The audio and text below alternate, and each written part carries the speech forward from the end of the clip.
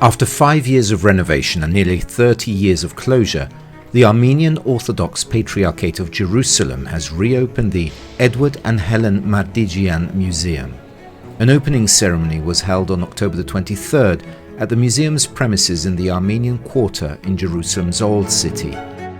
The opening ceremony was attended by the Patriarch of the Armenian Orthodox Church of Jerusalem, Jordan and the Holy Land, Helen Mardigian, several dignitaries and diplomatic representatives, and the Vicar of the Custody of the Holy Land, Brother Ibrahim Faltas. The Patriarch thanked the Mardigian family for their generous donation that enabled the first foundation and then the restoration of the museum.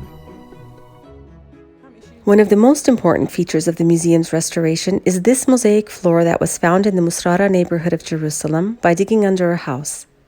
It came from an Armenian church dating back to the 6th century. More recently, it was transferred here as it belonged to the Armenians. The mosaic, found in 1894, is decorated with vine shoots, the tree of life, and contains various birds. As the Armenian language inscription reads, the mosaic is dedicated to the memory and salvation of all Armenians whose names God knows.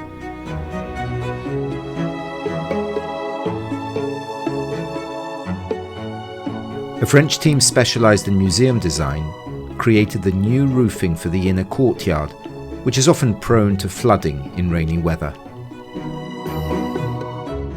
The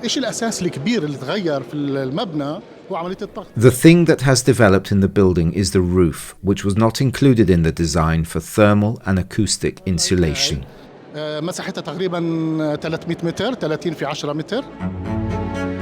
The renovation of the museum involved rebuilding the entire electrical and mechanical infrastructure. Intelligent systems for temperature control, lighting and surveillance were introduced.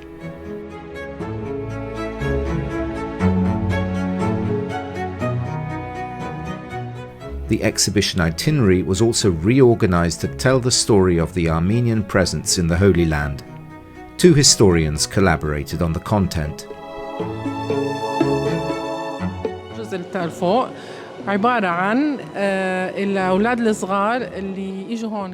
upper floor of the museum preserves the memory of the Armenian orphans who came to the Holy Land in 1915 through Deir ez-Zur.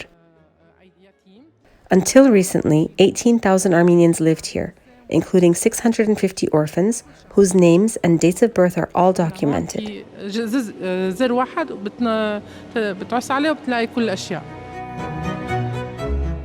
The museum's collections were formed largely from gifts brought by Armenian pilgrims who visited the Holy Land between the 17th and 18th centuries. The Armenian presence has been strongly present in the Holy Land throughout history. On the first floor, we find the story of the history of Armenians before the birth of Christ to the present day. We Armenians came here with the Emperor of Armenia, Tigran the Great, in the 1st century BC.